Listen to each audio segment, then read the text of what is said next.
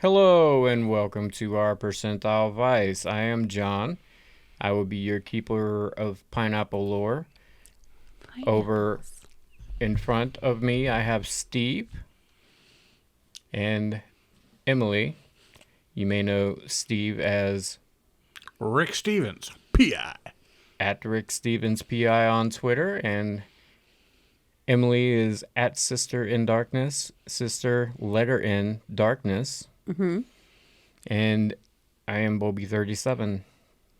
And we will be doing today a Call of Cthulhu module by our friends at Under the Library. Ooh. It is called The Snake's Oil. Has a beautiful cover, as you can see there. If you are interested in... All right. Yeah, you should probably go pick it up first before watching us play it. Spoilers. Yeah. If you are interested in playing it for yourself, there's an address where you can pick it up. It's a pretty decent little module if you're interested in playing it at your table. That would be cool. And Where'd you get that baller hat? Craigslist and the personals. Very nice. No, the keeper for Under the Library sent me the hat along with. It's a great guy. a Saw him a shirt. hat. We met them at Chaosium Con. Insider trading going on here. We met them at Chaosium Con back in April. They did a pretty cool seminar that me and Steve were there for, and Arthur, the production guy, was also in one of the other seminars, and they're all cool people. They're very good at improv and have some interesting ideas, especially Rick, about how to play games. So check out their podcast. You can also get that at underthelibrary.com. Rick is their version of our John. Ah. Yeah, pretty much. They do a really entertaining actual play. You can get it on YouTube and podcasts. You should check them out. They're really good. Epic. But let's dive right in here. We have Steve playing a character from the actual play, Jaker von Husker. And do you want to tell us a little bit about Jaker, or do you just want to show us? However you want to do it. You are in the driver's seat. Go ahead. Okay. Jaker von Husker hails from Seraphim Falls, where he works at the Seraphim Falls funeral parlor with his father. I hope it's his father. If it's an uncle, It's an uncle. his uncle. He's Uncle like a Jed. father to him, though. He's always been like a father to me. So looking to probably inherit the funeral parlor business, but my real interest is in building the coffins, the joinery required at the corners. Sometimes you want to do tongue and groove, sometimes you want to do dovetail. Yeah. But it's an art form that I really find. It sets the tone for the whole funeral, really. Yeah. Yeah, 100%. And then we have Emily, who's playing Millie Rumsford. And this was a great idea that they had when they wrote up the spinoff here. They included one of the characters' wives that wasn't a PC in the story, but provided an option for a gender bend of one of the characters. And that's the one you picked without being pressured into it, though if you had asked, I probably would have suggested it.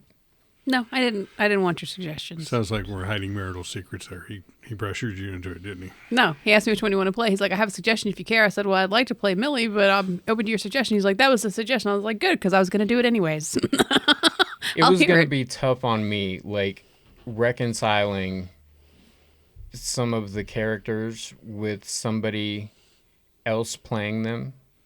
And it's already going to be that way with Jaker, because Scott did a great job. But I know you're going to do a great job, too. Yeah. And I didn't He want set a to... That bar felt like really such a high for me backpedal. and said, you can do whatever you want. Okay, got it. Get it. I didn't necessarily want to double up on possible Yeah. Yeah. But Millie is married to, or was married to Harold, Yes.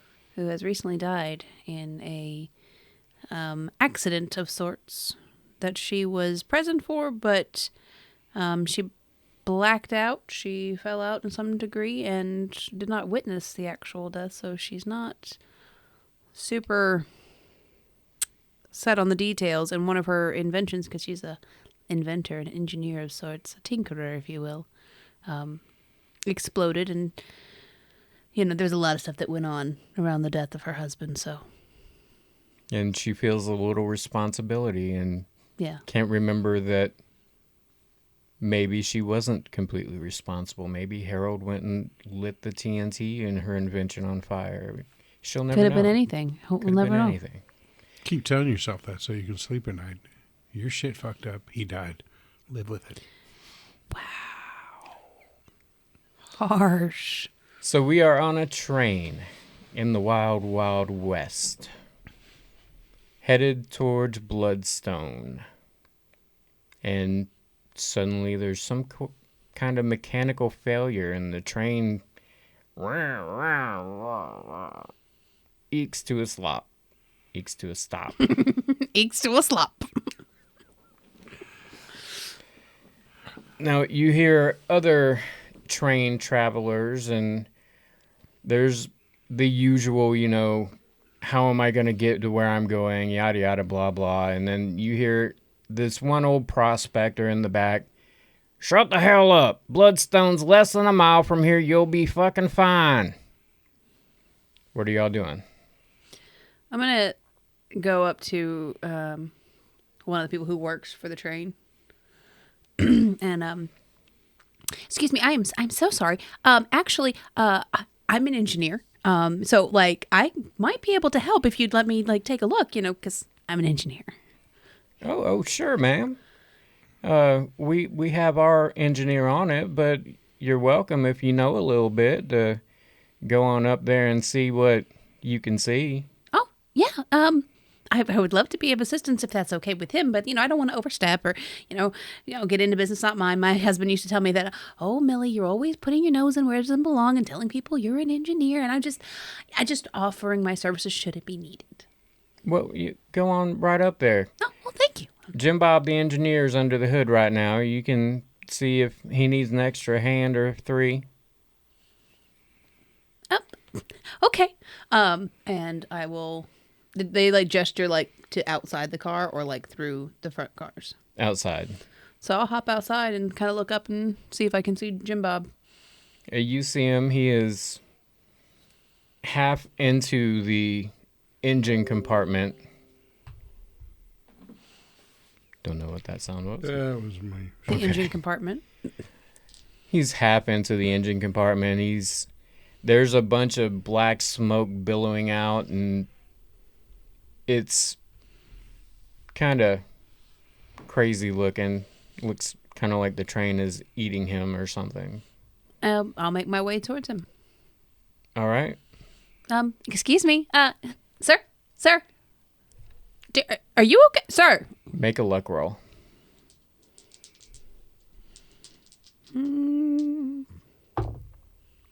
A 96. It's a failure. So you come up on him, and you're making a lot of noise, and whenever he hears you, he's obviously very startled, and he jerks up and right into one of the struts of the train. Ouch. And immediately falls over, just unresponsive in the cubby hole he was working in. Oh, good gracious. I'm going to grab him by the back of his shirt and try to get him out of there and get him to the ground. And, sir, slapping him on the face oh, are you okay? You hit your head. Are you okay? What did you do that for? Well, I didn't do anything. Why did you do that for? I was just trying to get this damn train running again. And I've come to help. Well, a lot of help you were. Well, I don't see how it's my fault that you're so jittery. I didn't do that. Well, I wasn't expecting anybody to come up on my backside. Insert butt joke here. I tried really hard. I was resisting it. Well, are you all right, or do you need me to find a doctor? I think I'll be all right, but I need to sit a little while. Great, no problem. Are those your tools over there? I'll just help myself. I'm gonna take a look. See. All right.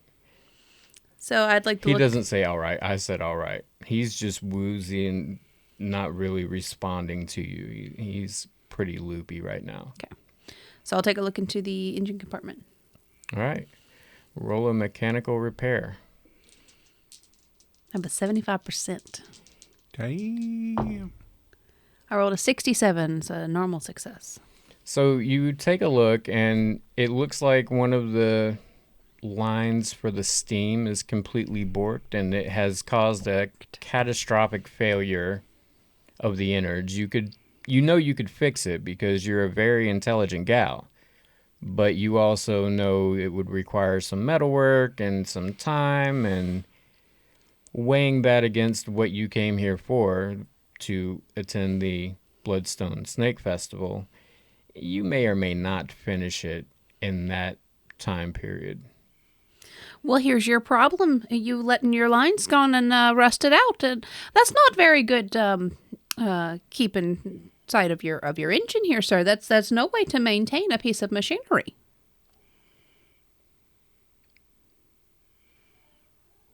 Have you looked at him? Yeah. Were you looking at him when you said that? When you turn around, you notice he is passed out. Okay. Well, I guess you stay right there, and I will see if I can go get somebody for you, sir. I don't know why I'm still talking to you. Okay. And around that time, you see a couple people come out of the train in the train uniforms, and they're, oh, Jim Bob. Yeah. And poor thing struck his head, but, if he had been paying more attention to those lines, he may have seen that they were rusted out and wouldn't have hit his head. But, you can't count for everybody, and I'm going to walk myself back into the train. Okay. You go. All right, so I am never going to be able to do Yocker. Don't you know? Don't you know? I'm Yocker. Anywhere near Arthur, it would be a disservice to him. So I'm going to be a different Yocker. Okay. So when the train comes to a stop and I see the billowing smoke and the lady get out to go help, hear the old timer in the back say it's only a mile to Bloodstone. Well, just looks like it's about as far as we're going to get, isn't it? And it's only a mile, you say, so I'm just going to grab my case here, and I'll reach up to the little compartment above me, and, it's I got a case that is like, brought it on like carry-on, but it should never have been carry-on. It's pretty big, and they can tell as I pull it off, and the weight hits it, it slams to the floor, and I'm picking it up. What's in your case? These are my prize joinery tools right here. I love them to death. I make some great dovetails and some tongue and groove joints, and some just your basic dowel joint. I got some saws in here, a miter box, for making the right kind of cuts and stuff. It's all going to be very important because when you have a snake festival, somebody is likely to get bit.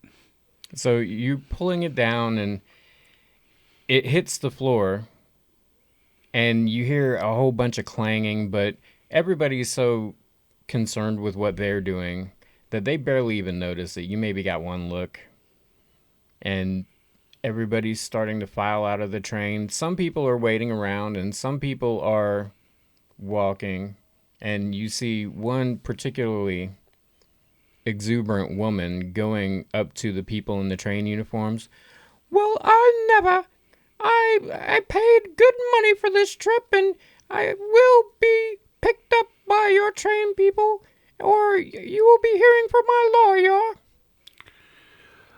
Well, now, Miss Karen, it's only about a mile, and I'll be happy to escort you. You know, it's not real rough parts around here. I've been here for a minute, you know, and not my first time down to Bloodstone. Why don't you let me escort your fine self all the way into Bloodstone? It'll be much quicker than waiting for the train folk to come and get you. And she hears you out, and at first she's looking kind of surprised, and then her face contorts. And she looks at you and she says, "Why, I would never be caught with the likes of you low man. I will wait right here and they will do their responsible duty and have me transported as I have paid." No, you do as you see fit, but just, you know, to clear up any inconsistencies and incongruencies that might be here is I'm not a low man, I'm a Von Husker. Now, I did know Jub Low Man down in Seraphim Falls. Maybe, you know him or his family, but I can assure you I'm not one of the Lowmans. I'm Von Husker. Towards the end of your response, she turns up her nose and is very obviously ignoring you. All right, so I'm gonna shuffle past her in the aisle of the train with my big thing, with the big box, my chest of tools, and not make her. I mean, I can't get by her. She's outside talking to the people that were dealing with, what did I say his name was? Jim Bob? Jim Bob. She's outside. Been a lot cooler if you'd let me try to muscle past her and accidentally hit her with the thing. Nice. Okay. Knocking shit out. You can still muscle past her outside. Well, all right, man. Well, you do it your way, and I'll do it my way. I'm going to start walking in there, and I'll be there much ahead of you. You know, you'd probably get a lot further if you demanded to speak to a manager. That's what you ought to do. So I'll step off the train with my satchel bag, which is notably empty. It's like completely flat. And step off the train, kind of behind him. Don't mind her. Some people got a lot of money, but they don't have a whole lot of manners. So we're gonna make this mile walk. Did you know that a mile is only? My pappy used to say folks like that they have more dollars than cents. Exactly. I couldn't have said it better myself. And it's only 5,280 feet, so that is not that very much. She is just whining and complaining for no reason. Your accent brought out my southern accent, and I really struggled to get it back. You're doing what Arthur did. Just mimicking whoever's across the table from Damn it. Yeah. Well, it's nice to meet you, man. My name's Jaker. Jaker, Jaker. And of course, some folks around here have a hard time with that, and they end up just seeing it, and next thing you know, you're going to hear people calling me Jaker. Jake, but it's Jaker. Okay, Jaker. But I answered all of it. Oh, well. Millie Rumsford, it's nice to meet you. Well, Miss Millie, it's my pleasure indeed. I'll be taking a 1 mile walk into town. You're welcome to accompany me. Well, I don't think we have any other options, so well, we can sit back here with Miss Karen and wait for the manager to show up and give us a piggyback ride into town. You know, I think I will pass on that. I've had enough trouble for the day. So, let's head on. As you're finishing up, you see getting off the train a bear of a man, just huge guy, and he's got overalls on, and he walks towards you and hears your conversation. Are y'all going down to Bloodstone? Sure are. Oh, here to see that rattlesnake festival, are you? Well, I mean, I'm going to be in the vicinity of it, but I'm not here for the snakes. I don't really care about the snakes, but usually people show up with nice little stalls full of all kinds of oddities and antiques and great things and all kinds of great finds, and I'm headed to do a little estate sale shopping. That's an idea there. I've heard it's really nice. You know, you got snake chasing, you got venom wine tasting, you got snake wrangling. There's snake wrestling, which is a little different than snake wrangling. There's snake dancing. there's some snake talking going on. Some of them places, at least in other snake festivals, is what I've been to. Snake hugging. Snake hugging. I'd love me some snake hugging. You know, my business and your business, there might be a little bit of a connection here because I'm going there just to be in the vicinity because you know what happens at one of these snake festivals? Eventually somebody gets bit and dies. And I am an expert craftsman at the construction of caskets. Coffins, if you will, in the more mundane parlance. But anytime somebody needs one of my services, then the likelihood of one of the services you're looking for, i.e., the aforementioned estate sale, That's true. is likely. 100%. So you do carpentry, is that correct? Well, anybody could be a carpenter. I'm a joiner. I tried at one point to make a new machine that would make joining more streamlined. But there was never quite the finesse that a human hand can give something. It's more of an art than it is. science. I could never I'm sure quite. You could nail the science part of it. Could never replicate the art. But sometimes that. The dove's got to have a little less tail, or the tongue's got to have a little more groove, if you know what I mean, and you just got to work it. As much as I love springs and bolts certainly can't assess that need, and so I applaud you because I had tried for several months and came to nothing, but I learned something. Oh, yeah. I'm an engineer, by the way. I don't know if I mentioned. No, but I did hear you telling that gentleman over there, the one that's asleep on the ground. Yeah, he may have struck his head a little bit, but he'll be all right. He's fine. He must not be real excited about the Snake Festival like we are. Hey, I couldn't take a nap right now if I tried, man. There's people in there snake hugging, and if we don't get there soon, we're just gonna miss it. Well, maybe we ought to hit the road then. An overly elaborate watch. If we start now, we should make it just in time for the beginning of the festival, I believe. Well, actually, I don't know what time it starts. That? It looks like a cross between an hourglass and a sundial mixed with some. How's that thing work there? Oh, well, it's got a complex set of springs and magnets, and using the magnets to compress the springs in different directions, it's able to adjust time based on where you are, like in directional. So it's almost like a compass and a watch. But right now the compass portion isn't working. But I'm hoping to figure out why not. Right now it's just a watch with some extra bits. Well, yeah, it looks mighty impressive, and it's probably a fine testament to your inventive skills, Miss Millie. So, hey, big fella, I didn't catch your name. What was? Well, I'm Oak Tree Larson. Oak Tree My Larson. friends call me Oak Tree. Oh, my goodness. Have you always been this big there, Oak Tree, or was you once just an acorn? I imagine I was once upon a time, but I'm pretty large now, and I really do enjoy some eating. Well, do you like some rattlesnake meat? Oh, yeah, I love it. Because that's the other thing they do at Snake Festival. They eat them, too. Interesting. Well, I'm always up for trying new things. I was sitting in a restaurant one time at one of these things, and the waitress came and said, "You want some rattlesnake?" I said, "I don't know what it tastes like." And she said, "It tastes like chicken." And I said, "Well, then, I'll just order the chicken, please." Certainly.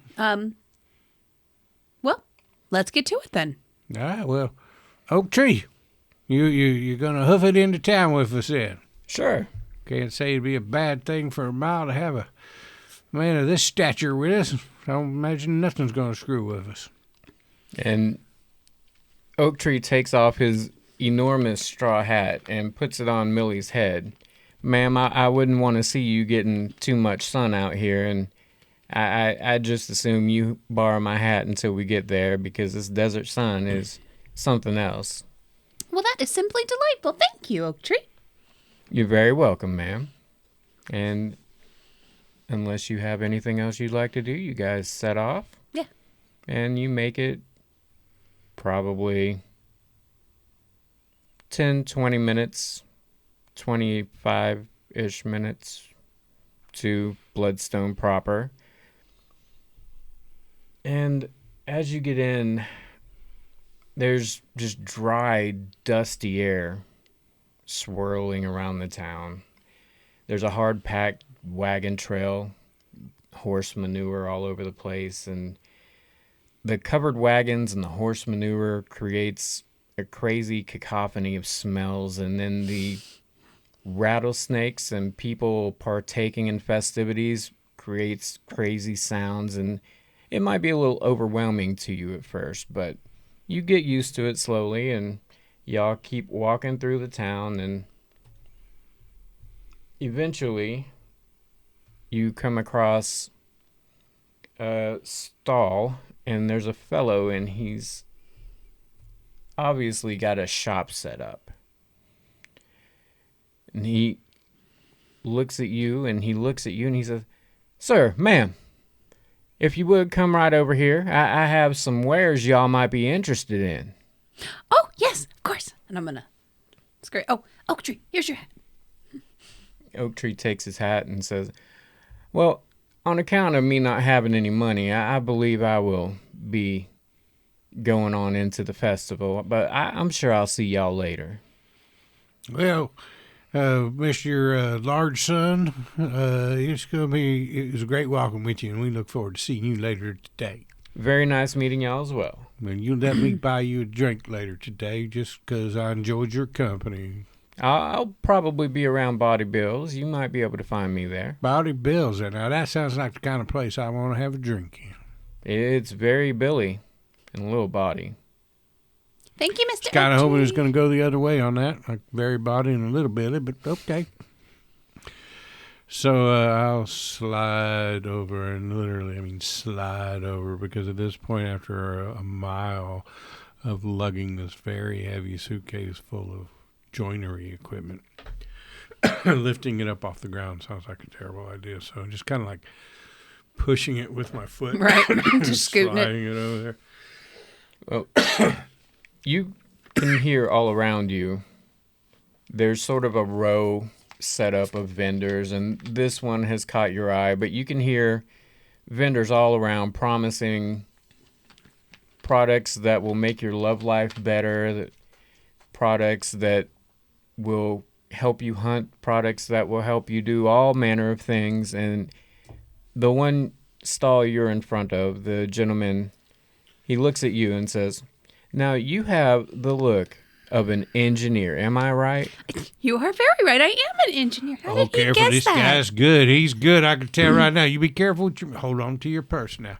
You make sure you want to do anything before you open that purse. I can tell this guy's good. I can tell. So what are you selling? "Well, ma'am, I have special for you." Special? Well, special what? "A venom extractor." And he pulls out a strange contraption, and it's comprised of a wooden base, metal armature with a series of gears, a handle, springs attached to miniature nooses, and a glass jar covered in fabric. At the noose closest to the jar, there is a swing-away cutter mounted to the armature. Okay. Do you want to make me an intelligence roll? Poof, you're an intelligence roll. Intelligence roll, or like I have science and physics and mechanical. Do you want a description of how the machine would work, or do you have enough from that to go off of? No, I'd like the description, so I'll give you an intelligence roll. You can give me whatever is higher, because mechanical would probably do it. They're the same at 75, so. Okay. I rolled a 19, which is an extreme success, I believe. Okay. Yeah, So something like that. you can tell that you... No, 15 would be an extreme success. Sorry. Damn it. Eh, Meh. it's close. You're 3 points away from an extreme success. Spin the luck. No. So you can tell by looking at it that you would put your snake head in one of the nooses, hopefully get it to bite into the cloth over the glass, and then there's a little guillotine for cutting the snake's head off. So it's for extracting venom from the snake, not from a person. It's like for a venom sample. Gotcha. Venom sample. Which you could, in your mind, think of a few things you could do with venom samples, including making antidote.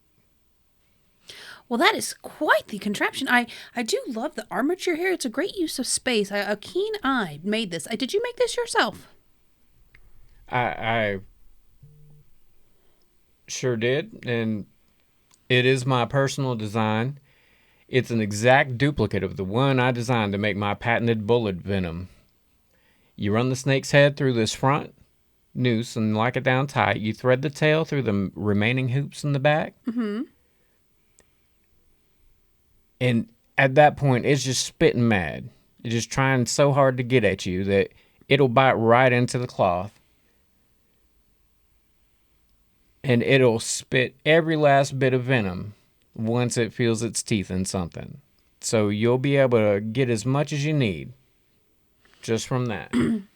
Well, that's quite the contraption. I do wonder if there's a way to maybe more humanely deal with the snake than the little guillotine you set up. I wonder if maybe with another armature kind of mounted towards the back, you could release the nooses and actually fling the snake out in front of you, almost like a catapult. Well, A snake-a-pult? that certainly sounds possible, but I wouldn't want to have him anywhere near me when his little venom sac Well, that's fills fair. back up. But if you'd like, all you have to do is buy it, and $6 later, you can make whatever improvements you want. $6. Maybe what I told you about your purse now. Make sure before you open it, because this guy's good. And I'm going to reach into my pocket, and I'm going to pull out a little, like, tape measure, you know, the kind like seamstresses use, you know, and I'm going to start measuring the dimensions of this contraption. Yeah, I carry this with me all the time now. My uncle, he uses it to size up the body to figure out what size suit to put on it before we lay him to rest. But I find it real convenient for some of my joinery projects, too, when I don't want to have to get out the big yardstick or whatever. Just Certainly. grab this little ribbon thing. I don't know, seamstresses or something came up with it. It's brilliant. I can take a whole yardstick, wad it up, stick it in my pocket, just like that. But you know, sir, this thing will probably sell a lot better. You'd sell a lot more of them if you made or had made, maybe commissioned to be made, the perfect little carrying case box for this contraption. Because right now it's just a bunch of pieces that have to keep getting put together and taken back apart as you're going to travel. And I'm thinking, a nice little case for this thing, and you can probably charge $8 for a case you'd only pay for, I'd say, maybe $1 per case. You can change to $8, and now it's going to sell more because, look at here, put it in a case, close the lid, they walk off with it. It's brilliant. The problem with that model. is it's the only one I have. And between making another one and you making the case, which I assume you would need to make the case because I'm assuming that's what you're offering me. The time and effort put into it, I would much rather just sell it as is. It stands alone on its own merits, I believe. A lady of science, I'm sure, can see the uses regardless of whether or not you have a nice case. I won't press you any further, friend. You know, I just think it's a little short-sighted of you because eventually we all need a box. That's true. Very true. Yaker, I may hit you, talk to you later about that box. But, so $6 you said. Mm-hmm. She called me Yaker. I don't know if you noticed because a lot of folks mess it up and call me Jaker. Or just Jake. It's Yaker, though. I don't know how much money I have. I'm sure you have $6 to spare. Well, I am very interested in this machine. I do see some areas where it wasn't, cut properly or things like that. I'd be willing to give you $5. Oh, she's good, man. This is a good one. Now I'm looking at the man. You better hold on to your wallet, 'cause, man, she's good. I can tell right now she's good. He pulls back and he has a little think. And he says, you know what? You got a deal. Bam! You did it right there for one time. Bam. I'm He gonna hands you the contraption, shake his takes hand. the money. Oh, crap. Shake I'm going to your get it in hand. writing right now. It's $1 for the box. I want to hear nothing. Don't talk to me about 50 Cent. I wouldn't stand a chance against you. I have something here that you may want to put in a box a little bit more. What you got?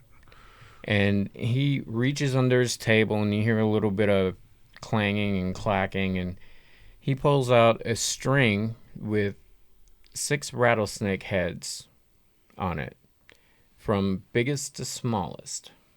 And they appear to have some sort of ash or something, like one little line of ash going down the center of what would be the forehead. Do snakes have foreheads? They do for this purposes. Okay, yeah, down the forehead of the snake, it has a little thing of ash, and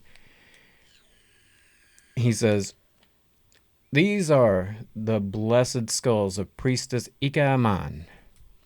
In a ceremony that takes 6 straight days, she blesses these to bring the bearer luck and quick passage in the afterlife.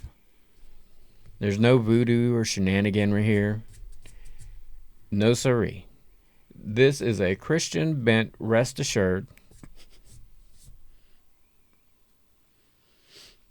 And it's representative of casting out the devil and warding away evil spirits.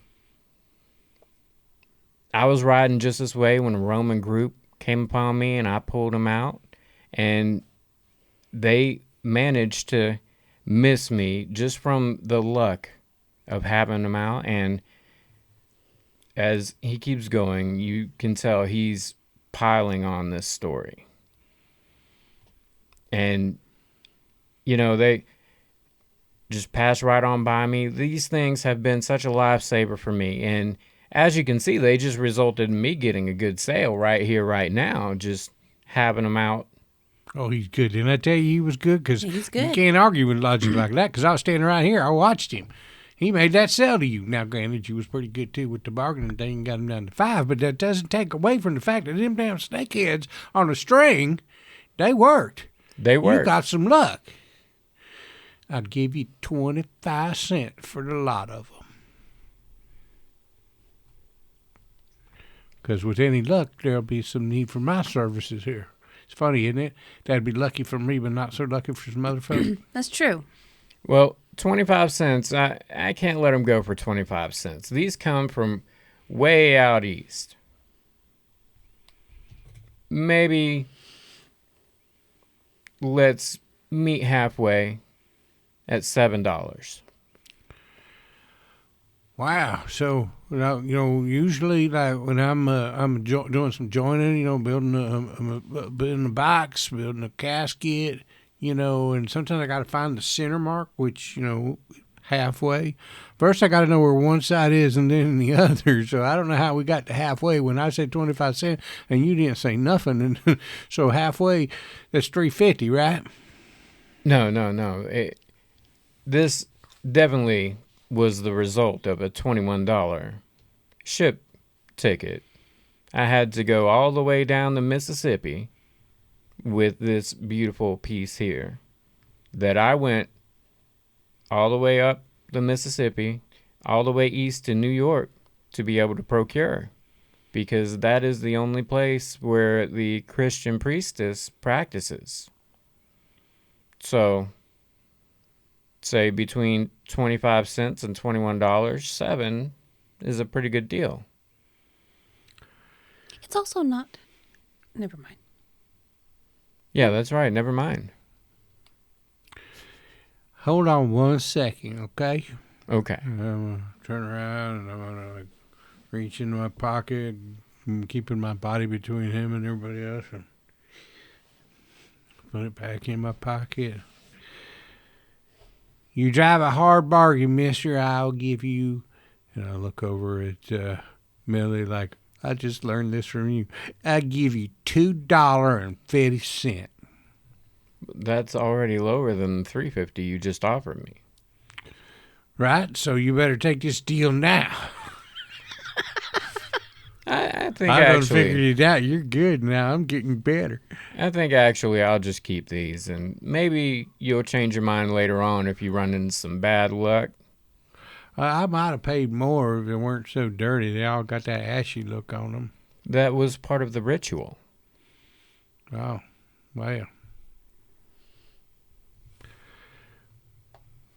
Don't think too highly of that. I mean, if I'm going to pay $7 for some snake heads, I kind of want them to be clean and shiny. You know what I mean? I do understand. Good condition. Mint condition, if you will. Well, sorry we couldn't come to a deal, but y'all really should stay in town because tomorrow there's going to be a big revival. I hadn't heard too much about it. You probably could find out more from the locals, but it's supposed to be a real big hubbub. Well, I like a hubbub.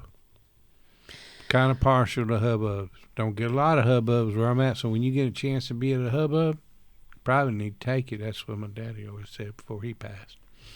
Well, I'll see how the day pans out, but thank you so much. I love my new venom extractor. So, Are you going to test it out at the festival? well, I might, given the opportunity. I'm not sure I want to handle a snake, but then again, I wouldn't have to handle it all the way. I could get somebody else to put it in the nooses, but we'll see how the opportunity presents itself. All right. And as you're finishing up the conversation, you see him scanning, and he locks eyes with something and says, You, sir, come right over.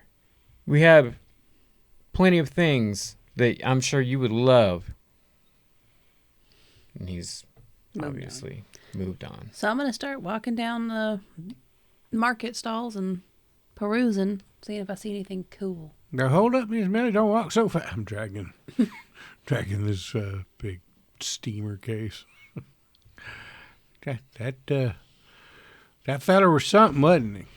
Oh, he certainly was. $7 for a bunch of snake heads. That did seem a little odd. He must think I'm a dumbass. God damn it. I've never heard of a Christian priestess who did ritualistic snake things. It's a very strange thing, but then again, that's not really my forte. Do you think maybe they have like a bag check or a coat check that you might be able to put your trunk away? You don't have to carry it all day? Well, that would be real convenient. I think we got to sleep somewhere tonight, so maybe I can find a room and go ahead and tuck it away into the room and then come back down for the festival. You are not local, but you've been here enough that you would know Body Bills has rooms. And if you were to want a room, that would probably be where you would end Having up. been here once or twice and being familiar with Body Bills and know that I get a room there, is Body Bills the kind of place that I would suggest the fair Miss Millie find lodging at, or would I feel uncomfortable in that suggestion? Wants to know if there's hookers. It's kind of a tough one there. Roll. Well, it's more building body is what we heard from the guy back there. It's true. So what you want me to roll? Because I want to roll. I haven't rolled it all. Not one time. Not near one. Not near. Not near. When I was getting ready today, I almost did Luck? It's not tomatoes in a fruit salad. It's a Millie in a bar. So wisdom. Wisdom. There isn't All a right. wisdom one, my guy. Education.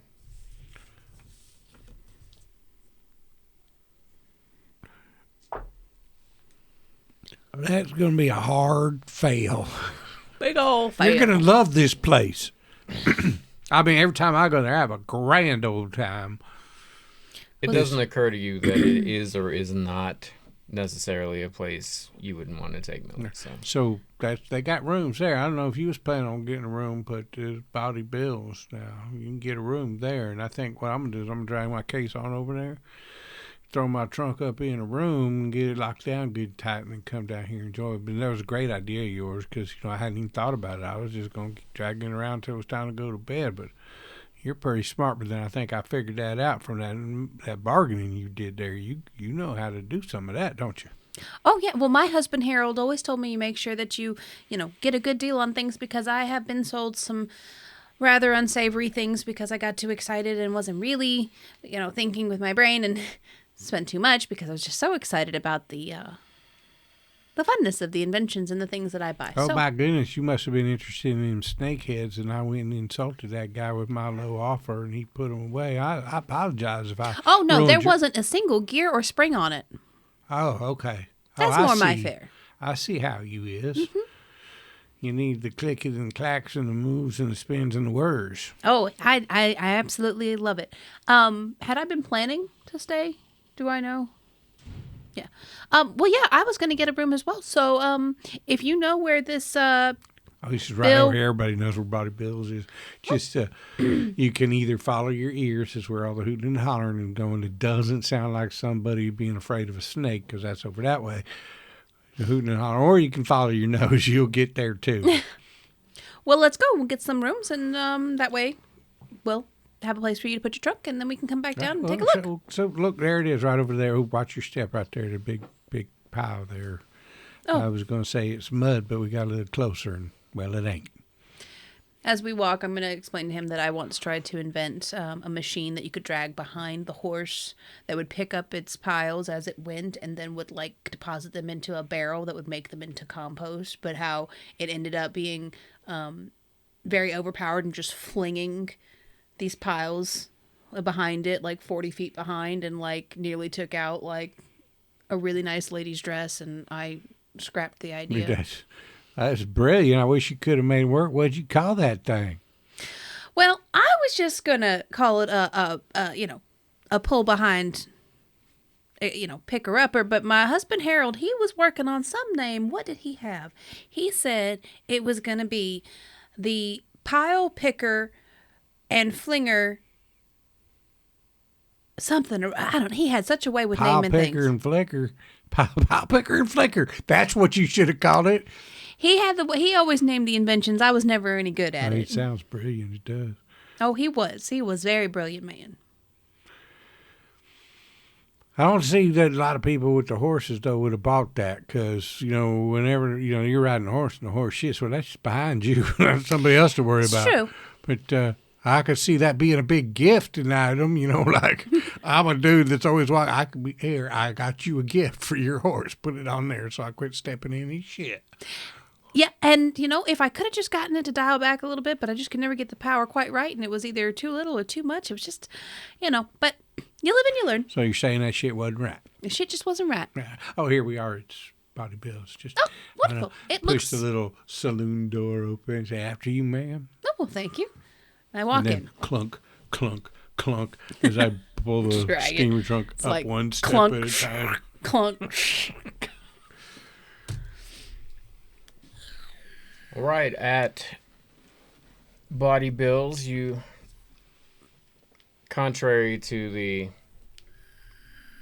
conversations outside that y'all didn't really catch much of, but it's all around you. In here, it's pretty quiet. In fact, there's a very large man with a shotgun sleeping at one end of the bar. And there's a bartender, and there's a couple other people poking around. I'm going to go up to the bartender. Now that I think about it, we done walked a mile in the desert. We got here in town. I don't know how we was talking like that without wetting our whistles. Bartender, could I get a beer for me and ma'am? Would you care for a beer? Or I prefer gin. well, okay then.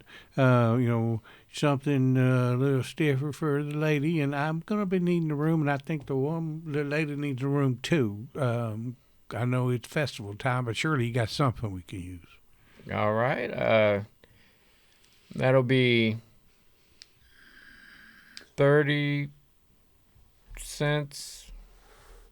Each? I probably should have. No, man, you Had saw an a idea. big look of relief go over Yocker's face because that pause after 30, he thought the guy was going to say dollars, and he said cents, and he reaches in and he pulls out. The bartender is a woman. You may have, either one of you in your travels, been through Bloodstone and know that her name is Mandy, that you haven't really interacted with her very much. All right, well, you're the one they call Mandy, aren't you? Yes, sir, I am. Well, was that 30 cents a piece or for the both of us? 2 drinks and 2 rooms. That was for the drinks, and the rooms will be $1 a piece. All right, well, I'll buy the drinks, ma'am, and I'm afraid I'm going to have to leave you on your own for the room. Well, I appreciate the drink, sir, and I'm going to hand her my $1 for my room. All right. And I'm going to slide her 2 dimes, a nickel, and 5 1-cent pieces for the drinks. And we'll settle up for the room in the morning, right? It's pay after services. She gives you a look, and then she gives a little side eye down to the gentleman sleeping with the shotgun in his arm. And she comes back to you and she says, you know, with the festival in town, it's kind of tough to give a room on credit, but I'll do it this once, because I know you're good at what you do, Yocker. Your reputation precedes you. Well, thank you. And, you know, there's bound to be some business for me around here, which makes it real easy for me to pay people doing the business like you're doing. So That's true. I'm surprised I didn't get mugged when I walked in the place saying, come on, we can need you to build a box. If tomorrow comes... You most certainly will. If tomorrow comes and I have trouble getting my money out of you, Severn over here is going to make sure you don't see another tomorrow. Oh, that won't be a problem, man. I guarantee you. So she pours your drinks and says, whenever y'all are ready, upstairs there are 2 rooms. The first 2 rooms to your left should be unlocked and empty. Have at 'em. So I'll clunk up the stairs. I'll open both rooms, look and see which one looks cleaner, nicer, or bigger, and I'll take the other one. Oh, that's so sweet. They're both about the same, but you maybe see a couple footprints in one that haven't been swept up. So you take the other one and it's yours. Right.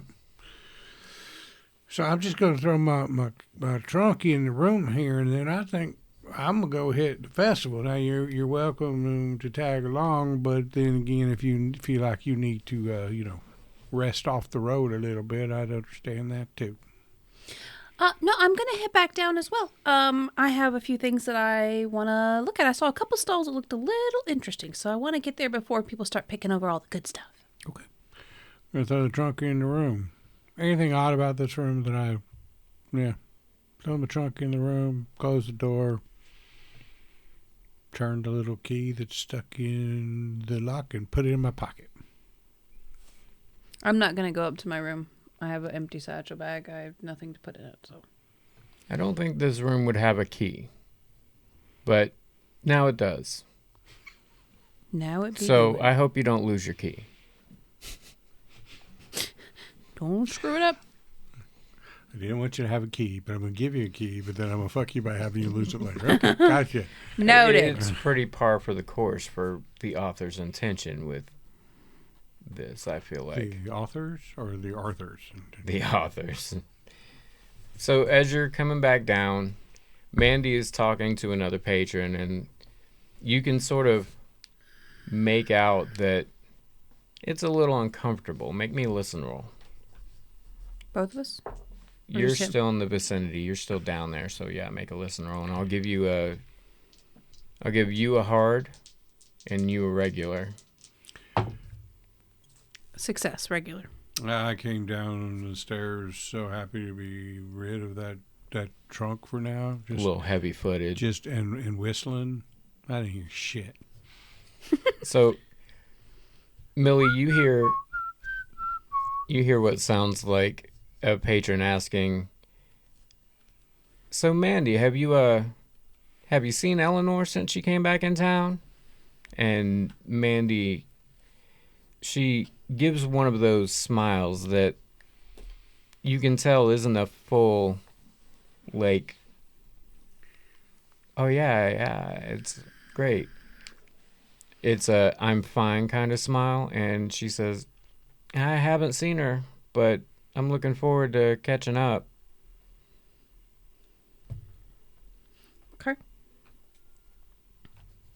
What was the name of the person? Eleanor. Eleanor. Well, Miss Millie, the weight of the world, at least the weight of joinery, has been lifted from my shoulders, and that was just a brilliant idea of yours. I swear I would have been dragging her all around town. So I just feel light-footed and ready to go. Why don't we Okay. just go? I think you want to check out some of them stalls, and really, I just want to do some people watching, especially the ones what's handling them snakes. Well, certainly. I'm going to take the rest of my gin. I'm going to throw Did I it back. mention snake kissing when we was talking about the snake activities? I No. don't think we did, but some of these folks now, they're going to do snake kissing.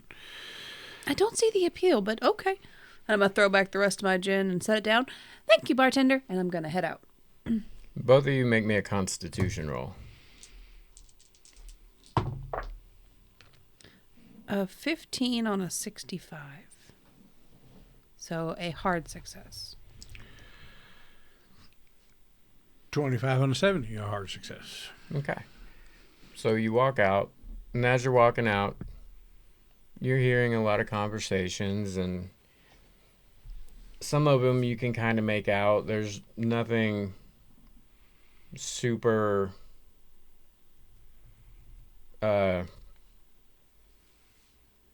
notable. You hear people talking about something called Yistler's youth serum. You hear something about it curing somebody's son and some arthritis.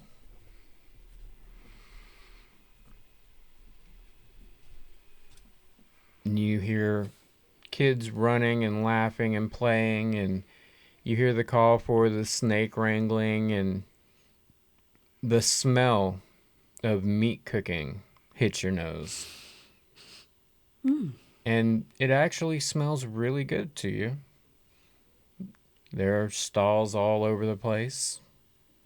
As you're looking around, a kid runs by with a garter snake in his hand, and he sort of lunges at you and starts cackling and runs off.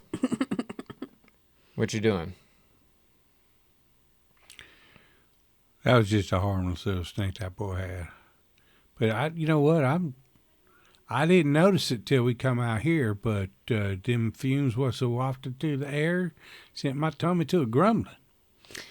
It certainly does smell good, and since you bought the drinks, allow me to buy lunch. Well, okay then. And we will head off in the direction of the smell. All right, you really quickly can see a grill with some smoke on it, and there's a big hairy guy cooking up what looks like clam strips, but anybody with an intelligence over 5 is going to know that he's grilling snake. Excuse me. How does this come? Does it come like on a stick, or is it like on a plate? What's the serving method here? Yeah, we normally put it on a stick. Okay, 2 please. And he gets some working and puts it on a stick with his bare hands and hands it over to you. How much? That'll be 25 cents. Oh, okay. And I'm gonna hand him his quarter. Thank you very much. And I'm gonna walk away. And it smells rather good. It does smell good. Never had snake I before. hope that waitress from a couple years ago was right and it tastes like chicken, because I ain't never ate snake before. I've seen plenty of people eat it. I'm saying you can eat it. I ain't saying you can't. I'm just saying I ain't yet. And I guess that's all about to change. So, Well, cheers to cheers. And I'm gonna take a big old bite. you. And I'm going to take a little nibble. All right, well, once you take a bite, You're make dead. Game over. an Game over. extreme constitution roll. Just kidding. I was ready. I was like, let's go. The meat is very stringy, which you probably expected. Very chewy, but it has a real good smoky taste to it. If you like jerkied meats, it's probably really good to you. It's a little bit dry like a jerky. Not quite as dry as a jerky, but, you know, it's not a juicy steak by any means. Right. But it's decently pleasing to your palates. Well, this ain't bad. No, it's actually quite good. It's got a good flavor now, you know.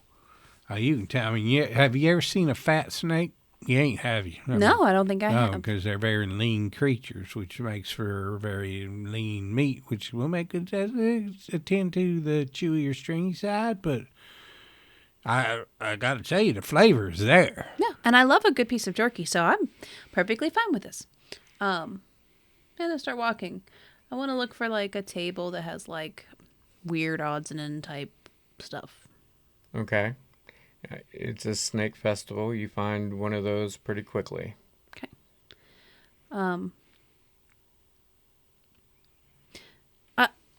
Excuse me. I'm looking for something in particular. Do you have like maybe a thread bobbin, like a spool, and maybe like a sprocket and a spring?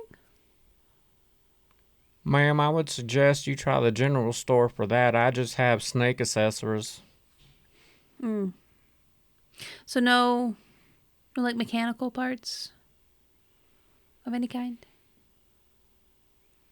I have parts of a snake named Mickey. Oh. Specifically the rattle. Well, thank you. I'm gonna keep walking. As we walk away, well, you know, in their defense now, I think that the rattle could be considered in some circles as a mechanical device, you know, clickety, clickety. But, you know, I think you was right to pass on that because how you'd use that in one of your inventions. Well, I just don't know.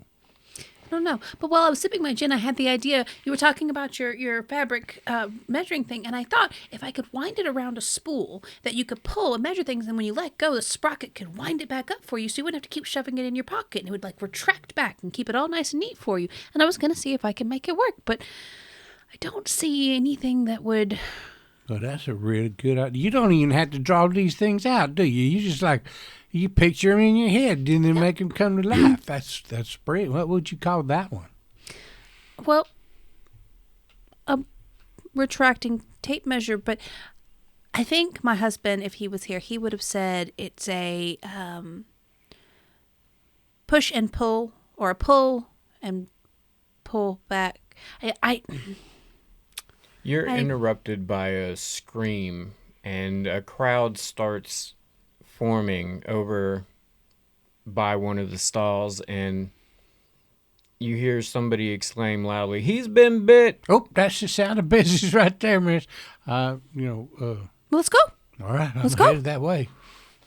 As you're walking over there, you see a group of men pick him up, and they start carrying him, and one of the guys says, "We got to get him to Jolly real quick, real quick." Who's Jolly? I don't believe I've heard that name before. Roll a no. Both of you can. No. Oh, yeah. That would be... That's intelligence. That would be an extreme success on a 004. My intelligence is a 75. I rolled a 74. Well, both of you will know that Jolly is one of the local doctors. You would probably know that he does tend to be one of the better regarded doctors in the area. There's a few that... Oh, Jolly, he's the doc in these parts. I hear he's pretty good. I haven't need to go to him, and I have gotten a haircut from him, though. But sometimes he does dental work, too. But mostly he does doctoring. And highly thought of in this part. So, well, they better get it to him quick, because if they don't get him to him quick, they're going to be yelling, "Get him to Jocker," because them some bitches can't say the name. I don't know why it's not very hard. Do you see the snake anywhere? Did they? Oh, no, that's a damn good question. So we're looking at the folks that are carrying him, and is the bit guy like holding the snake? Was he doing some talking with snakes or snake hugging? Maybe some snake kissing? Those. Can we look around the area and see what was the interaction with the snake that may have been precipitous of the bite? Precipitous. Well, you can see in the general area he's being carried from, there are a few people that are laying on the ground with snakes crawling over them. Oh, it's the snake sleepers. I didn't tell you about the snake sleepers. They're not really asleep, but it's part of the gag, the whole shtick, if you will. Somebody overhears you and they pipe in. They say, "That's not snake sleeping. That's snake laying." It's different, isn't it? It's a little different. It's kind of praising the Jesus for the livelihood. Well, it of must the work because snakes. that fella got the bejesus bit out of him. He might see him before the end of the day. Oh, praise Jesus. Well, did they know which snake bit him? Are they going to be able to get him like an anti-venom or anything like that? Well, I mean, Jolly normally does that kind of thing. I don't know much about it, but if you wanted to go talk to him, I'm going to follow this guy to Jolly because the way these guys are moving, I mean, he's a pretty big fella and they're moving kind of slow with him. I'm not taking any bets. I don't wish no ill will upon nobody, but Business is business. I understand. they don't get him there quick. The quicker I'm there, the better. Did anybody see what snake bit him? Anybody at all? No. So are we seeing a variety? I mean, granted, the kid had a garter snake, but for the most part, is the snake laying going on just with your standard rattlesnakes, or are we got different types of vipers and asps and other of the poisonous variety laying around here? Or? roll me a natural world or a no, whichever is higher for you. Or maybe even a wisdom education too. Roll one of those, whichever one's Roll me higher. an appearance check. You ugly. You ugly. So I'm just taking a quick scan. There's nothing on my sheet that is higher than a 77. So So There you go. you are I not found anything. If I found one was a 76, I was going to make a hell of an argument for why diaper changing would work. Right. you are not real versed in the types of snakes. You know the difference between rattlesnakes and garter snakes or milk snakes, but you know that on all your travels through, you've never seen like the kids having a rattlesnake, and the people doing the snake laying are almost exclusively doing it with the rattlesnakes, and you would probably recognize like a prairie rattlesnake. So are you coming with, or are you staying here? I'm pretty sure he got bit by a rattlesnake, because if he was involved in the snake laying, it looks like all them critters got rattles on their asses. So. Well, I guess since nobody around here wants to be any help, I'm going to look at everybody, and then I'm going to start walking. I wouldn't take it personally, Miss Millie. You know, them snake layers, they get pretty, singularly focused upon what they're doing, so you probably weren't going to get an answer out of them. And then the folks watching them, well, they get pretty singularly focused on. To be honest with you, I think they're all hoping somebody gets bit, so you weren't going to get much out of them.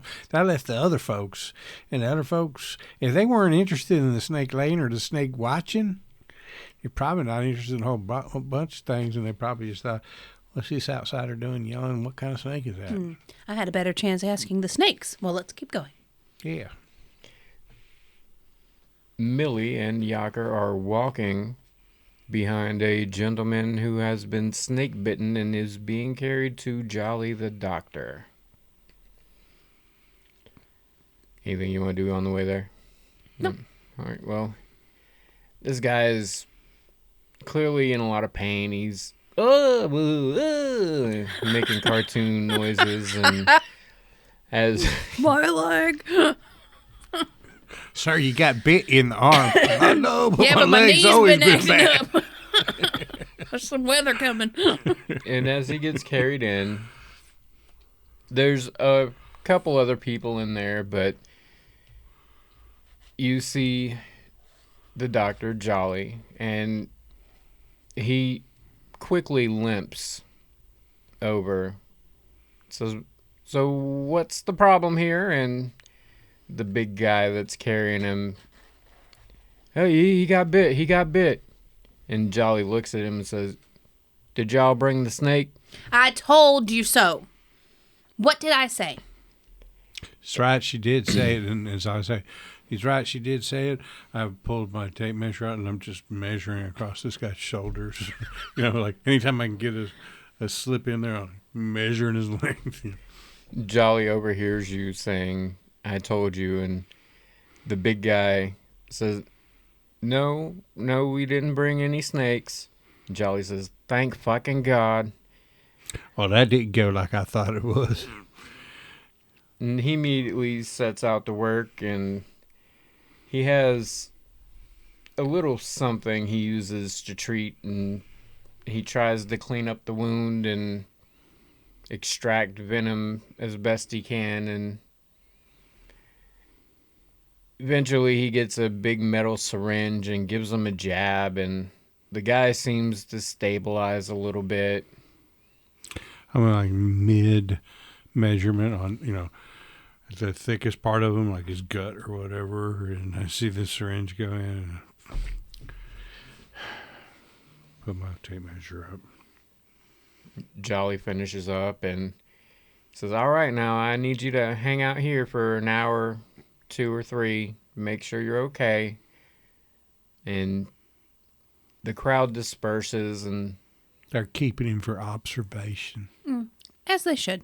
The guy goes to rest, and Jolly looks up and sort of brushes his hands off. And so, did y'all need something too? Well, aspersions cast upon your abilities. I just knew it was taking a long time for them to get him here, and I thought might be business coming my way instead of yours, so I was just trying to be prepared. You probably see me around at some other thing. I'm Yaker. Some folks call me Jaker because they just can't say it right. But you're the guy who makes the coffins, ain't you? Yes, me. Ah, well, I'm surprised they even made it here. Everybody else, before they even get here, they're taking that damn youth serum, and it's near about put me out of the job, and I don't understand because it's nothing. I'm 100% sure it's not actually helping, but people say it's helping, so it's helping with this particular snake bite is like an anti-venom. No, he didn't have the serum. I had some antivenin. I've been stocking up antivenin for quite a while now. Well, yeah, but you said that people were taking it before they got here, and I was just wondering if it was like an anti-venom that they were taking, and, does it work on all? I heard them talking about that outside. It's like Yistler's youth serum, something like that. I didn't catch the name, but I thought they said that one was good for arthritis. I thought they were saying it was good for damn everything that has you. Doctor, are you saying that people are taking this thing after getting bit and they're surviving?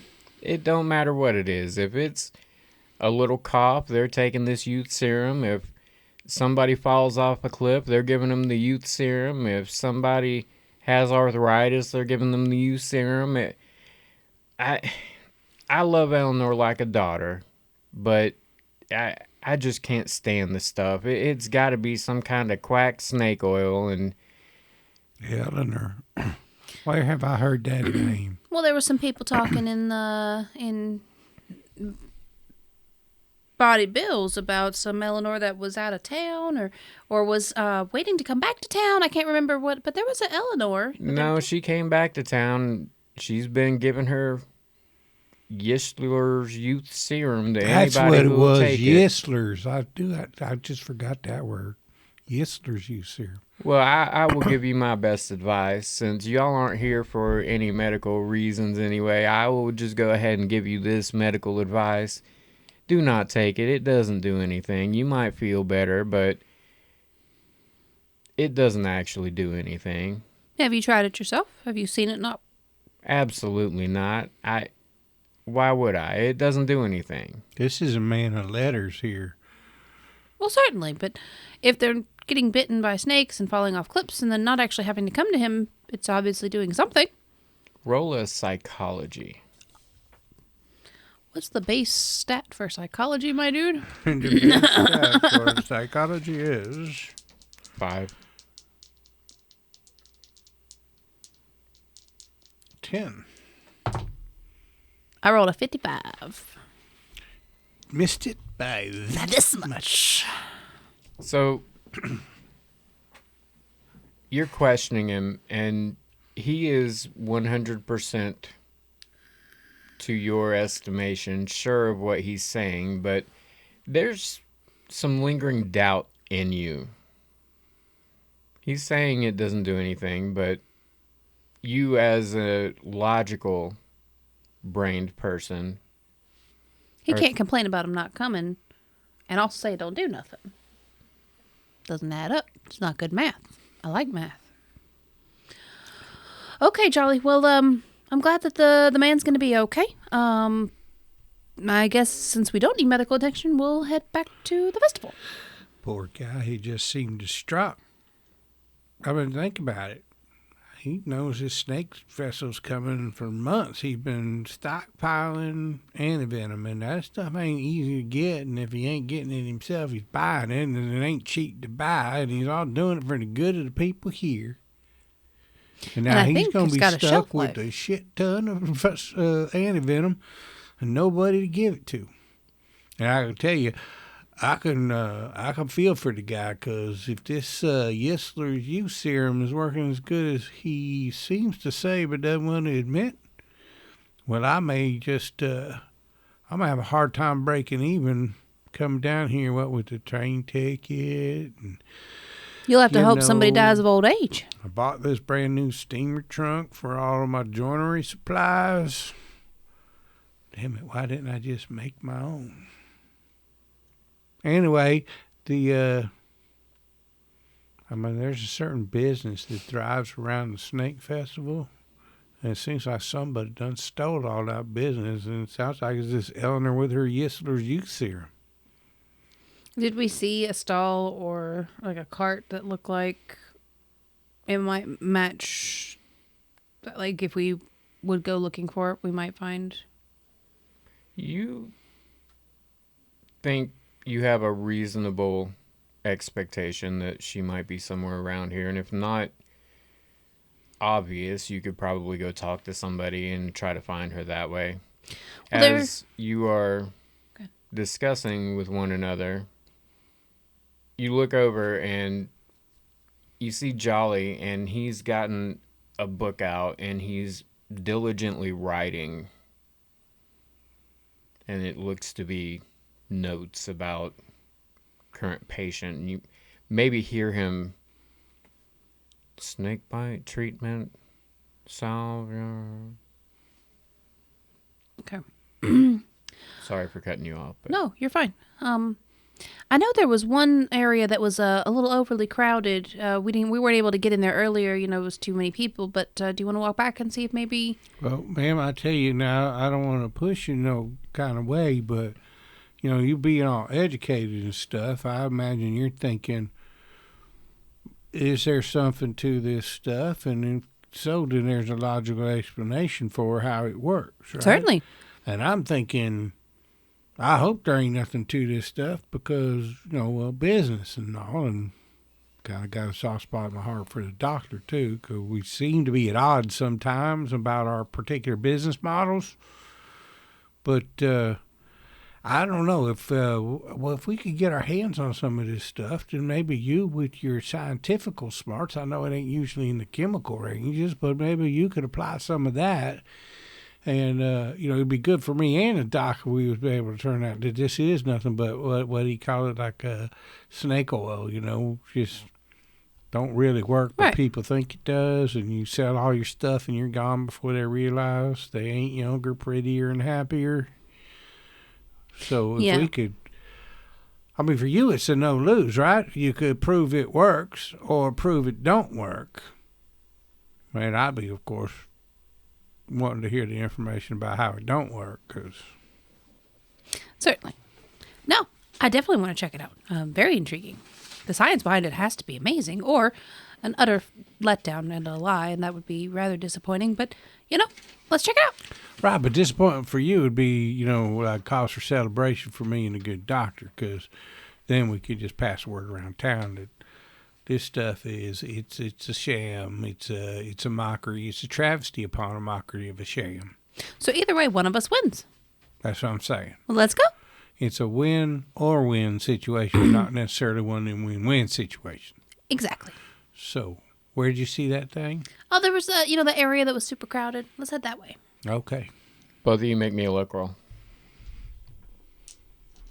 A 51, which is a success. I just noticed on my character sheet that I have Joseph.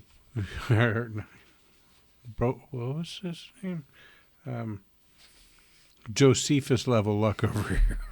That's a fail on my part. A critical fail? No. Okay. So I said that way too eagerly.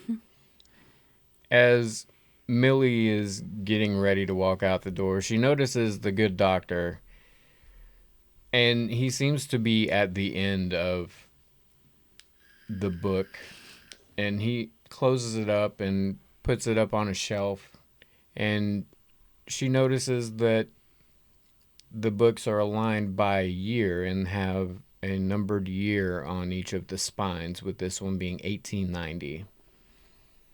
And Jaker, as you are walking out, you stub your toe on a table, and it kind of smarts. Well, I'm going to grab a hold of my foot and jump around on the other foot going, God damn, I just stubbed my toe. Of all the pains in the world, stubbing your toe got to be, it wasn't a fat big one. It was a little one. You know what I'm talking about? The little pinky toe? That's the one I stubbed. God damn it.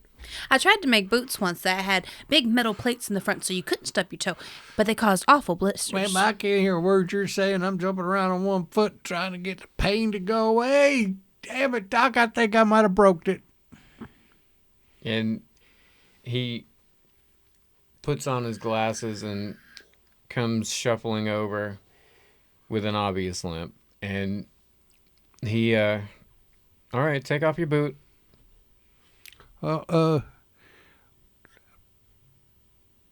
Maybe we could have a little privacy for this. I don't want to get in any kind of state of undress in front of the lady. Oh, I'll just see myself right on out. I'll just step out. I'll take off my boot. It's the world's dirtiest socks with holes in them. And there's probably a stench that comes out of the boots that the doc would probably just find par for the course. But it's got a bit of an ammonia tint to it. Oh. So I rolled a constitution for the doc, and I'm pretty sure he passed. So Passed out. he pulls off your sock and takes a look, and he pokes it a little bit, and it's not unbearable pain. It's pretty normal. And when you don't scream, he says, you just stubbed it. It'll be fine. Nothing like this, and pats his leg. I never, see, she bring it up. Now, I was always too polite and too kind to mention it, but whatever did happen to you there, Doc? Oh, it's a long, old story. I wouldn't worry too much about it. Why don't y'all go catch your friend there? All right. I got work to do, and he starts shuffling off. I'll pull my sock on, and then I'll be going out the door, hopping on one foot as I'm pulling the boot back on to the other. So about the time I hit, a couple paces out onto the front landing there, I'm ready to put my other foot back down and step off with a mild limp. Probably playing it up too much. Dadgummit. Doc says it's fine, and I'll admit it don't hurt as much as it did 2 minutes ago, but there's still some Hey, we was talking about doing some experimentations. Mm-hmm. Well, I got me a pain. Well, let's go experiment. And if I was to take this Yistler's use serum, which, apparently you can fall off a cliff and it's going to help you. So if it's going to help you falling off a cliff, surely a stubbed little toe ain't beyond the realm of its healing properties. Properties. Propertives. Yeah. No, let's go. And we're going to head on to the... Well, don't walk so fast. My apologies. Damn limping in boots. I appreciate you stepping out and letting me maintain my, Oh, privacy. it's my pleasure. I wouldn't want to impose. And honestly, I really was enjoying that night. It's a little stuffy in there, so it was nice to come out and get a little bit of the dry air. Never did like the smell of doctor's offices myself. Oh, no. So y'all are looking for something that looks like it's selling Yistler's youth serum. Yeah. Maybe a sign or a big crowd. I'm sorry. A barker. Well, you see plenty of crowds, and there's a lot of noise, so you're not really hearing a barker if there is one. Make me a luck roll. A 29. That is a regular success, but only by just. It was almost a hard success. You walk around for a few minutes, maybe 10, 20. And eventually you overhear a young man. Yeah, that finger I slammed in the door, I took some of this youth serum, and it's pretty good. It got me feeling all kinds of good now. And his friend's like, oh, yeah. I've heard that's some good stuff. And the guy's like, yeah, that Eleanor, I don't know why she ever left town, but I'm glad she's back. Oh, sirs, the Yistler's youth serum. I heard about that.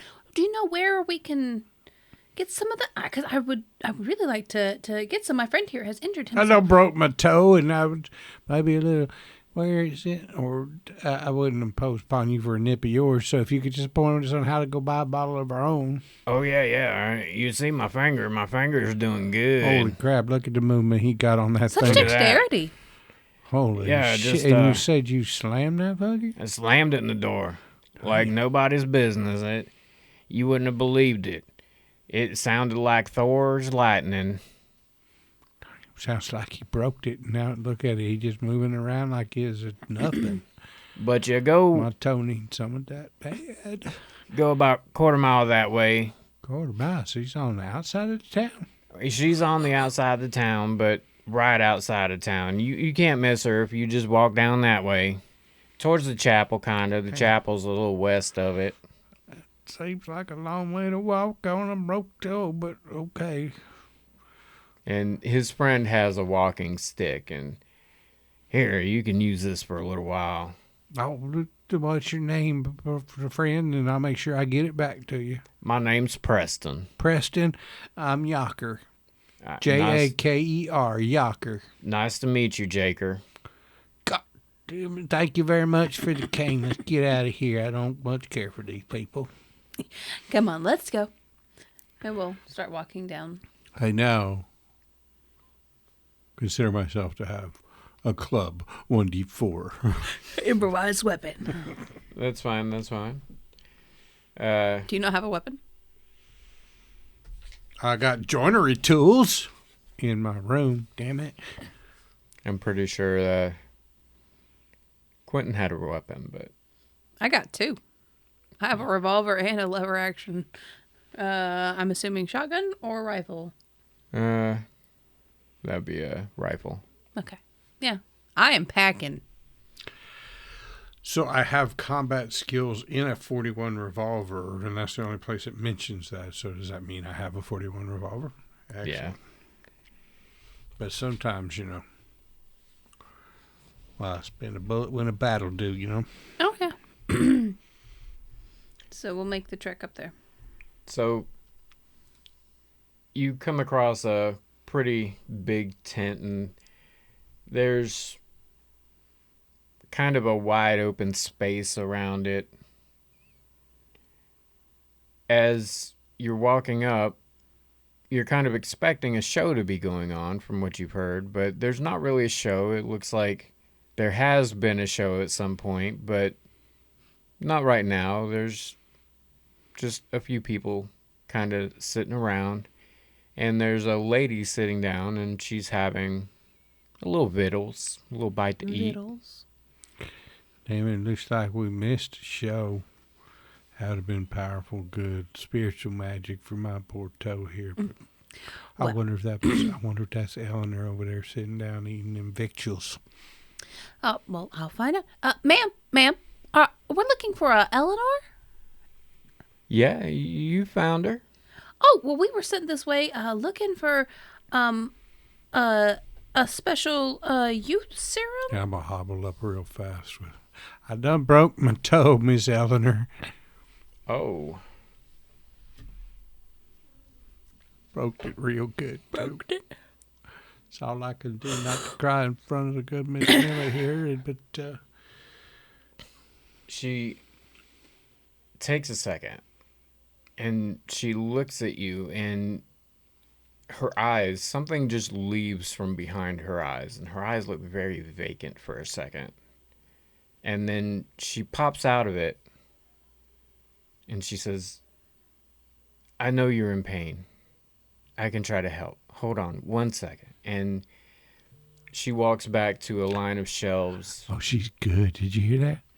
She could just tell I was in pain. How'd Well, she you know had just that? told her. But did you see her? She said, I know you're in pain. She knew I was in pain. This woman's got some kind of gift. I don't know what it is, but I'm ready to try this serum. Oh, shit, I wanted it to not work. I'm getting it might confused. It's probably the pain. So she grabs from the shelf a bottle.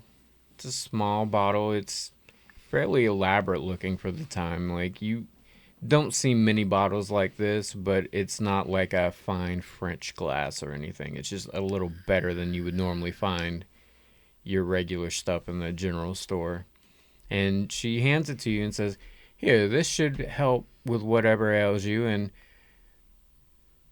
she pulls out another bottle and hands to you and says, and if you have any lingering...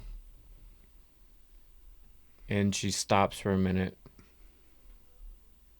And the same thing happens that happened with him earlier. And she just stops. Her eyes go completely vacant, almost like somebody else is talking to her. And she says, I know you're in pain too, so I'll give you a little of this as well. I know you haven't mentioned having any particular problems, but Well, I feel fine. this will make you feel a lot better. Maybe some sort of guilt you're feeling. What do we owe you? Nothing. It's a courtesy. Well, that's very generous of you. I'm here to help. Thank you. So this is a beautiful bottle, man, but I don't notice no writing upon it. Is this the stuff I've been hearing so much in town about? The Yes Sir's Eupheral? Yistler's Youth Serum, that's it. Serum, not Eupheral. What the hell did I think it was Earl for? God damn it. It's Less the pain. talking and more chugging. That'll deal with the Just pain. drink it right here, the whole bottle? Right here. And you as well. Go ahead. Swig it on down. I'm going to drink. I insist. Go ahead. Glug, glug, glug, glug, glug. Oh, well, that don't taste as bad as most medicines I've ever had. That got a little bit of a pepperminty thing there to it. What you put in there? It's a proprietary blend. And as Well, she's you never saying heard of that, but as she's saying that, you feel sort of lifted up. And it's like your feet that were hurting a few minutes ago, especially the toe, the pain from the toe goes completely away. And your feet feel like you've never walked on them before. You still know how. It's not like you're a baby and you forgot how to walk. But actually, that would be a lot cooler. That would be a lot cooler. don't give yourself no idea. But you feel like you did at 15. Like you could hit that door. What in the tarnation, Miss Eleanor? I'm going to tell you, I got no pain left in that little toe, and my feet don't feel like I just walked a mile in the desert, been traipsing all up and down this town and dragging a big old trunk behind me. I feel like I feel like I done rested up for a week and I'm just spry as anything. Ain't no soreness or nothing. And the pain's all gone. Well, thank you, Miss Millie. I'm telling you, this stuff's the real deal.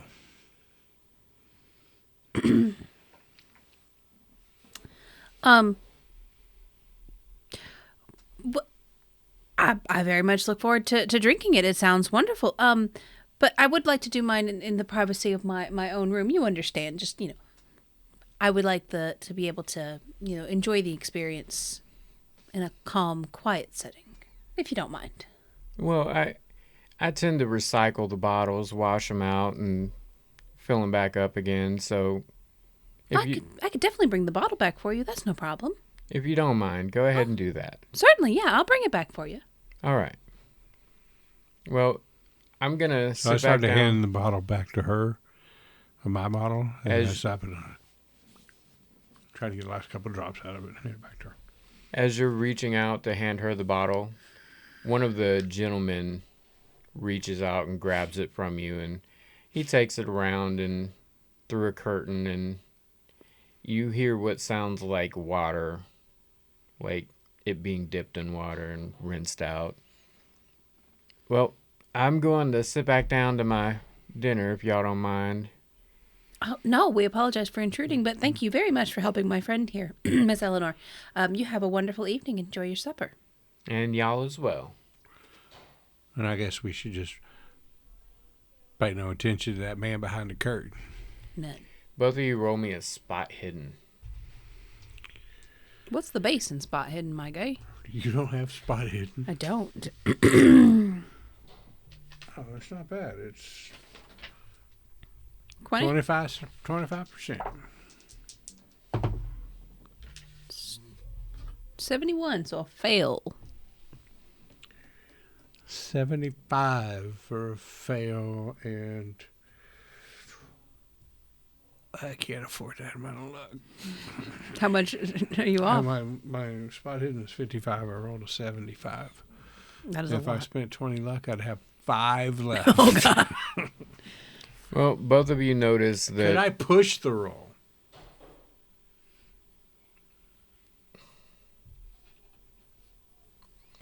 It's always hard to find consequences for spot hidden, yes, but describe to me what you were going to be doing to push the roll. So as we're leaving, and I'm feeling all good about this stuff, and like, holy shit, this stuff must really work. Then it dawns on me that that is against my best interest, my toe notwithstanding. Because if this stuff really works, then I'm not going to sell a single damn casket while we're in town. So remembering my original purpose for being here and being less overwhelmed by, oh my God, my toe feels great, then I start actually trying to get a better look at things and maybe even not paying no attention to that man behind the curtain. Like maybe trying to peer and see, kind of look through the crack at him and check out the area better. So, and I guess the Roll it. failure would be that people notice I'm being a little snoopy. Yes, there are more men than the one behind the curtain.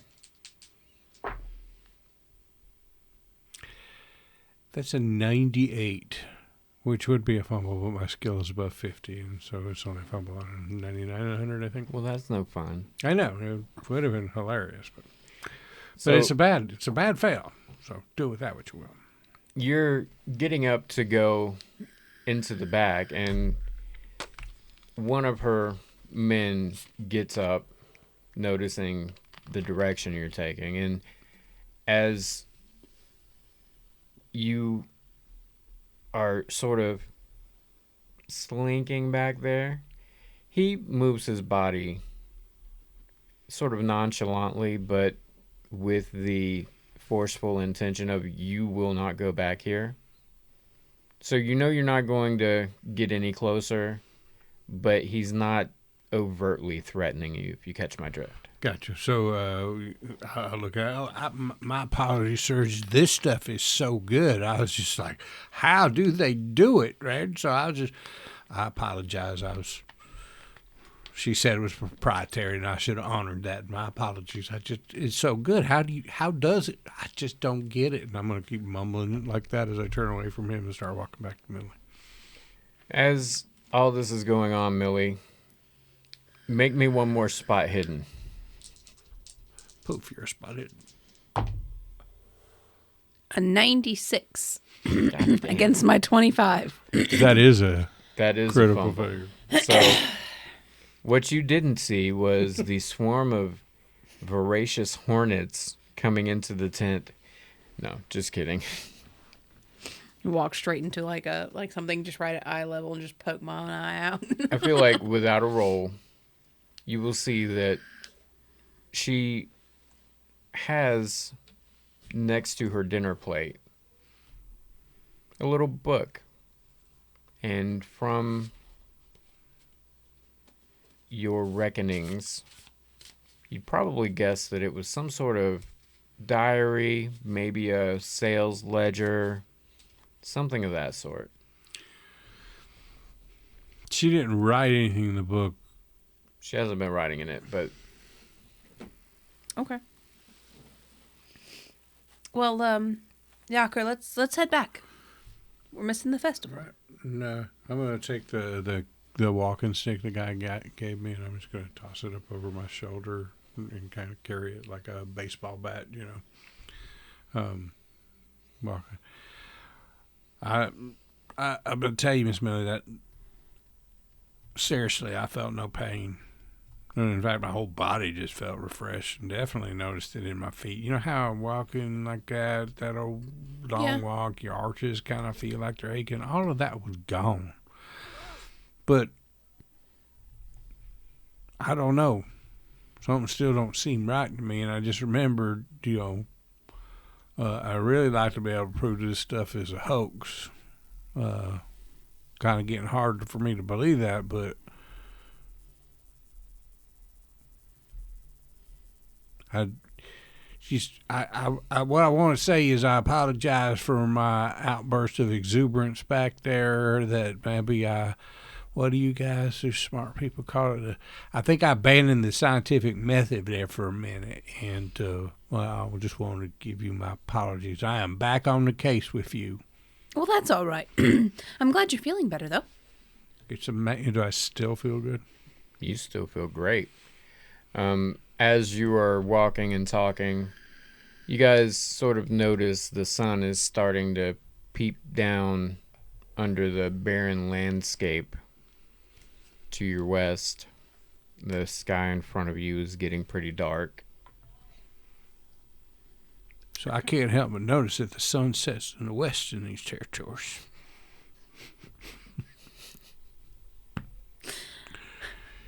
Well, maybe it's time to retire for the evening. I am getting kind of tired and ready to go to bed. But that was real smart of you to not drink it there, because now you got something you can experiment on. That was the plan. I wish I'd remembered the plan when she gave me that. It's just like, yeah, my poor toe was hurting bad. But now we know we need to test it because it obviously is doing something. It occurred to me, I don't know if you noticed, but you know how the doc was writing in that big old book of his, and we saw where, like he had a book for every year? Yeah. Well, I don't know if you noticed, but she kind of had a little book next to her, too. I did. I thought it may have been like a personal journal, like, you can reflect on your day. But I suppose it could be a ledger of some kind. Maybe, but what I'm thinking is, you're going to apply the scientific method and all your smarts to this and experimentation. And it occurred to me, when the doc is keeping notes, well, that's kind of what he's doing too, ain't it? Like this guy came in with this kind of thing, and I did this, and this was the results, right? So he's collecting information about how different things work and what they worked upon. And I thought, well, no, she's doing the same kind of thing. It's very possible. That's a good idea. Great catch. Right. So, what you find out, or, what you might superimpose, surmise, suppose, whatever theory you might have, I'm thinking there might be two sources upon which we might draw some information to support or disprove your theories. One being the doctor's book, because last year there wasn't none of this serum around. Right. And this year there was. We could compare last year's results in the doctor's books to this year's results. And then if we could get a peek at her book, we might know what she's thinking and how she's thinking about it. Of course, very it true. could just be Dear Diary. This wonderful-looking guy with a walking cane and a broke pinky toe came up, and I fixed him up right. Oh, Yonker. Well, could happen. No, that's a great idea. Let's get back to body bills and settle in for the evening. And Yeah, I just want to clear up one thing with you, because sometimes you say body bills, and I just want, because, just for, truth and advertising kind of thing here, you do understand that it's body bills. Oh, It's no. not B-O-D-Y bills, as in bodies and bill. No, it's bawdy, B-A-W-D-Y, bawdy bill. I don't have to explain bawdy to you, do I? No. I'm just saying you might hear some things tonight in your room, and it's body bills, not body bills. Oh, no, my mistake. Bowdy bill. Bowdy Yeah. bill. When I say it the next time, I'll make sure to accentuate the W. Bawdy bill. Bowdy bills. Right. So, just want you to know where you were staying. Well, that's fine. I don't mind. We're going back to body bills. All right. I mean, bawdy bills. Bowdy bills. I was trying to avoid visibly reading, but there are some really good read this to your players, so I'm going to be visibly reading here. Right. That's not a testament of, your shortcomings, but of the wonderfully written scenario from the Under the Library people. Yeah. Bills is awash with the heat of at least 100 bodies packed together. Those bodies or bowdies? Bodies. There's barely room to navigate as whiskey and beer are equally spilled and consumed among the crowd. Card tables are packed with gamblers frustrated at being bumped into and spilled on. The guy at the end of the bar is awake now, and he's got a ready position with his shotgun and the frustrated look of a bouncer who's let his employer let too many people in. Or whose employer let too many people in. Scanning over the heads, investigators will see the stage in the back is packed with hollering and shrill screams. A man and a woman escorting themselves into the den can be heard drunkenly yelling to one another, "That must be the snake charming contest." It's just a few more people in here than was in here this afternoon. Yeah, it's just a bit. We're going to have a bit of a time getting across the room to them stairs to go up to the rooms, but I'm feeling really good. I got to tell you, like a little spring in my step and not anywhere feeling like bedtime. And they said they're doing the snake charming in there. You can see people gathering around the crowd, but you wouldn't be interested in watching, would you? Because I know I am, kind of. Oh, all right. We can go check out the snake charming. Both of you roll me a spot hidden. We're great at these. Don't like these. A 29. I'm going to use 4 points of luck to succeed. I rolled a 58, and I'm going to use 3 points of luck to succeed. All right, both of you, as you are discussing the snake charming contest and your intentions of going over there, you sort of start moving that direction, and past you shuffles the bartender Mandy from earlier. She's a fine girl. A good wife she would be. I said, Mandy. I've been trying to avoid singing this song all night. Miss Mandy certainly has picked up in here. She's gone. Oh. You see her leaving. So she shuffled by Like us. leaving the bar, Mm-hmm. leaving the tavern, leaving body bills, like out the front door gone. Yeah. Oh. And she looks as though she's attempting to stealth. I wonder where she's going. Don't she need to? There's 100 people in here. Who's going to give them their drinks? Right. Does it look like to you she's trying to sneak out of here? A little bit. She looks like she's trying to sleuth her way out. As you guys are doing a double take at her, you notice a guy who's kind of sitting on a bench outside. He's just barely visible through one of the windows, and you see him throw back a bottle, which is instantly recognizable as the same bottle that you have in your pocket and you chugged down earlier. And he slinks back for a second, which you can see him from behind. So you see his head go back, and then you see him stand up with a start like Don Knotts. And nip it in the butt. You hear him yell, "It's a miracle. She done nipped that pain in the bud." And he just takes off running. He's gone. Lickety split. Out the front door. He was already outside. He was already outside. I'm sorry, I thought he was in the crowd of people. Down the street into the twilight of the desert. Well, I'm going to kind of step out and push the saloon door open and kind of watch him go. Well, that was rather odd. what in the tarnation? I don't know. Maybe the man ain't been able to run for 10 years, and the serum just helped him do that. And off he goes. But, hey, is that Mandy girl? Who are you talking I'm to? looking around for the Mandy girl. Mandy's gone. Okay, you said she snuck out. I was wondering if, as we went outside, noticing this guy, we saw which way she went or anything.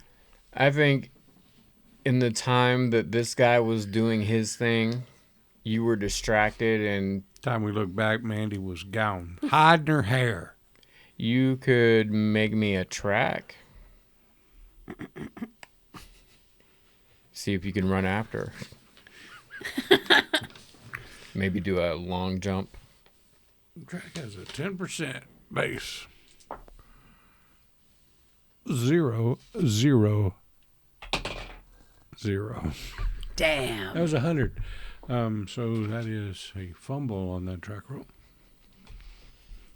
In the spirit of Under the Library, I feel compelled to make something really bad happen, but So he tries to attack, and he falls face first into a pile of horse shit. Yeah, that Which was conveniently covering up before, unbeknownst to us, pineapple and the spiky parts of the pineapple. Right in your face. Right into my face. So it's horse manure. It's a whole cart filled with horse manure and pineapples, and as And a little Chinese guy going, My cabbages! pineapples! and then you see a guy you would know to be Mad Dog from just your local interaction saying, "At least it wasn't me this time." I hate manure. Oh, yeah. That's Mad Dog. I hate when people call me Mad Dog. Some people call him Biff instead.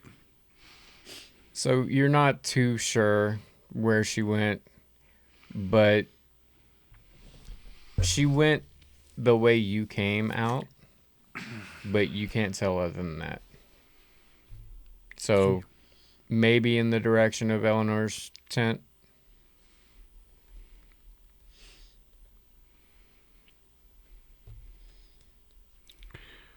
All right, so that seemed real furtive.